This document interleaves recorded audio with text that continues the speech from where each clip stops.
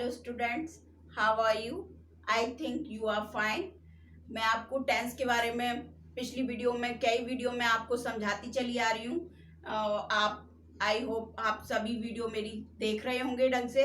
और आज future perfect tense है और मैंने इससे पहले आपको प्रेजेंट और पास्ट के पार्ट डिस्कस किए थे। Present indefinite, present continuous, present perfect continuous और पास्ट के भी मैंने डिस्कस किए थे। Past indefinite, past continuous, past perfect और पास्ट परफेक्ट कंटिन्यूअस। और अब फ्यूचर चल रहा है आपका, तो फ्यूचर में आपका फ्यूचर इंडेफिनिट और फ्यूचर कंटिन्यूअस समाप्त हो चुका था। अब आपका है फ्यूचर परफेक्ट टेंस, जो अब मैं आपको बताऊंगी।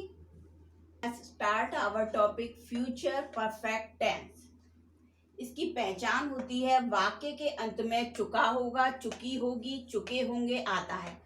और या फिर इससे नहीं समझ में आया, किसी किसी सेंटेंस में चुका होगा, चुकी होगी नहीं आते हैं, लेकिन वहां पर काम समाप्त हो चुका होता है। जो भी हम काम कर रहे होते हैं वो समाप्त हो गया होगा, तो आप उससे पहचान लेंगे कि वहां पर हमारा कौन सा टेंस है, फ्यूचर परफेक्ट टेंस। लेकिन वहां पर आपके गागी के शब्द आ रहे होंगे लास्ट में। ये भी बहुत मतलब आगे मैंने जो परफेक्ट टेंस बताया, प्रेजेंट परफेक्ट में चुका है, चुकी है, चुके हैं आते थे। और पास्ट परफेक्ट में चुका था, चुकी थी, चुके थे आते थे। और यहाँ हमारा आएगा चुका होगा। वहां पर भी काम समाप्त होता था, लेकिन वहां पर है शब्द प्रेजेंट में आता था और था शब्द पास्ट में आता था। लेकिन यहाँ पर आपका होगा होगा, मतलब भविष्य में जो भी काम होगा आपका वो समाप्त हो गया होगा, तो वहां पर हमारा होगा फ्यूचर परफेक्ट टेंस। यहाँ तक आपको क्लियर हो गया होगा। अफर्मेटिव सेंटेंस, यदि हमारा वाक्य साधारण है, अफर्मेटिव है, तो हम कैसे बनाएंगे उसको? सबसे पहले हम सब्जेक्ट लेंगे plus will have oblique shall have में से एक चीज लेनी होगी। मैंने आपको पहले भी बताया था कि ही, शी, दे, इट हमारे जहां आ रहे हो वहां पर आप विल का प्रयोग करते हैं, तो वहां पर हमारा विल हैव हो जाएगा और आई और वी के साथ हमारा शैल हैव हो जाएगा। फिर यहाँ पर वर्ब की थर्ड फॉर्म का प्रयोग होता है। प्रेजेंट, पास्ट और फ्यूचर तीनों परफेक्ट जो टेंस है हमारे, वहां पर थर्ड फॉर्म का ही प्रयोग होता है। चाहे प्रेजेंट का परफेक्ट हो, चाहे पास्ट का परफेक्ट हो। अब ये फ्यूचर का परफेक्ट चल रहा है, इसमें भी हमको थर्ड फॉर्म का ही प्रयोग करना है। ध्यान रखना है, परफेक्ट टेंस में हमको फ्यूचर हो चाहे प्रेजेंट हो, वहां पर थर्ड फॉर्म का ही प्रयोग करना है। एग्जाम्पल, मैं अपना काम समाप्त कर चुका हूँ। जैसा कि मैंने आपको बताया था कि काम अपना पूरा खत्म हो गया होगा, यहाँ भी काम खत्म हो गया है, तो ये क्या है, फ्यूचर परफेक्ट टेंस। तो मैंने आपको पहले भी बताया था, जब सब्जेक्ट हमारा आई, मैं या फिर हम वी हो, तो हम उसके साथ शैल हैव का प्रयोग करेंगे। तो हमने सब्जेक्ट ले लिया स्ट्रक्चर के हिसाब से, तो आई हो गया, तो आई के साथ हम शैल हैव का प्रयोग करेंगे। फिर वर्ब की थर्ड फॉर्म का प्रयोग करना है, तो समाप्त करने को बोलते हैं फिनिश, और उसकी थर्ड फॉर्म होती है फिनिश्ड। और आई होप मैं आपको जो फॉर्म्स दे रही थी वो भी आप लगातार याद कर रहेंगे, और मेरे से ज़्यादा ही याद कर रहेंगे, 8 नहीं बल्कि और ज़्यादा, क्योंकि टेंसेज में थर्ड फॉर्म का प्रयोग होता है, इसलिए आपको tenses first, second, third form तो याद करनी ही होंगी।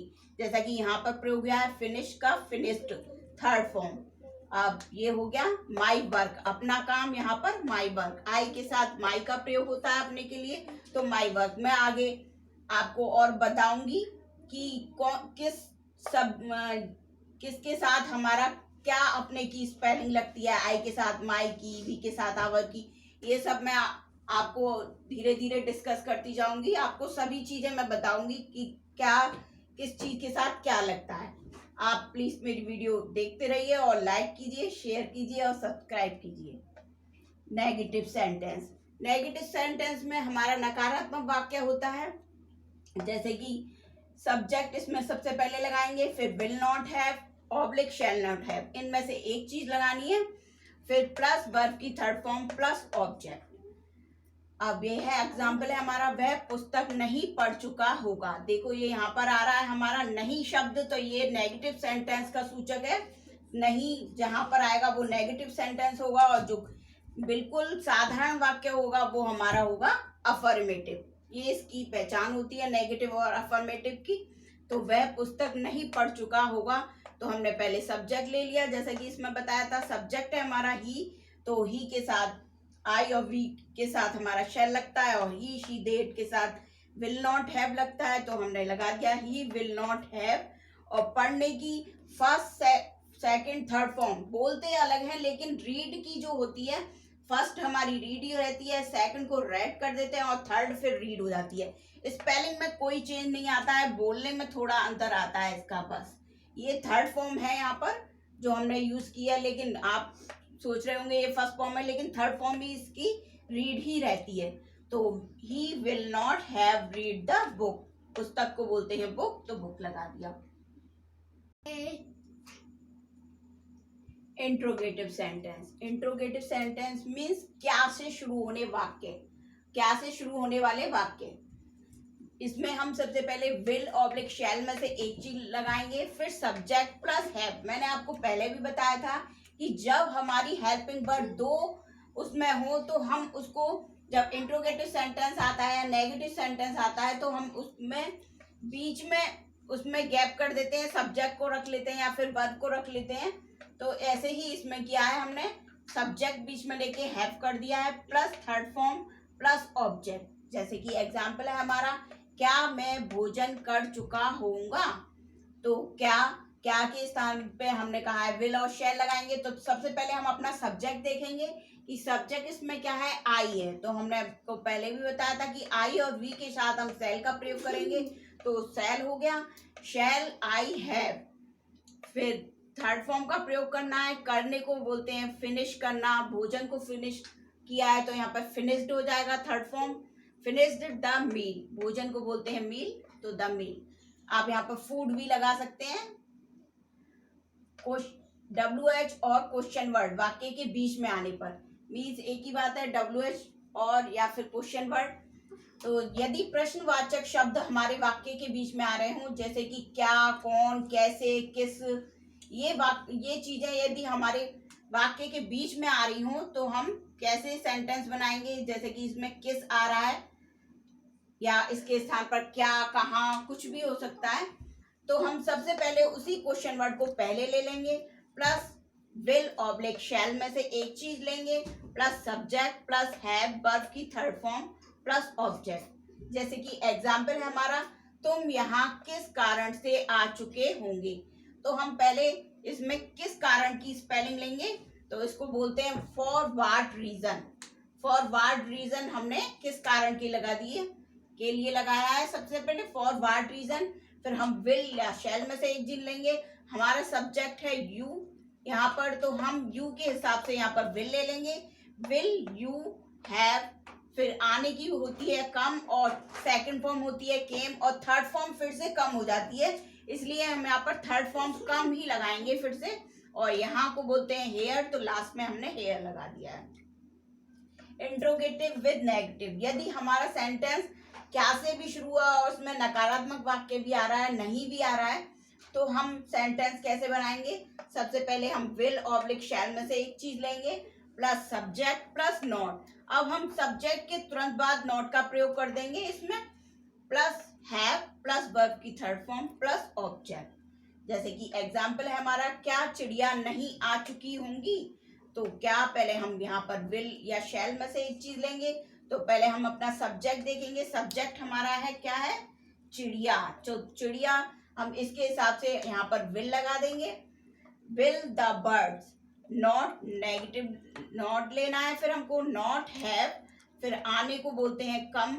मैंने आपको पहले भी बताया था, इधर भी बताया था कि थर्ड फॉर्म कम केम, कम ही हो जाती है, तो हम लास्ट में फिर कम ही लिख देंगे। ये फर्स्ट सेकेंड थर्ड फॉर्म है जो आपको याद करनी है। 8 फिर से दे रही हूँ और आपको याद करनी है, क्योंकि ये टेंस में फ्यूचर परफेक्ट टेंस में प्रयोग हो रही है थर्ड फॉर्म, इसलिए आपको याद करना जरूरी है। सबसे पहली हमारी HOLD, होल्ड। होल्ड में होता है पकड़ना, इसकी सेकंड फॉर्म होती है HELD, हेल्ड, और थर्ड फॉर्म भी HELD, हेल्ड होती है। BITE, bite. बाइट माने काटना, इसकी सेकंड फॉर्म हो जाती है BIT, बिट, और थर्ड फॉर्म हो जाती है BITTEN, बिटन।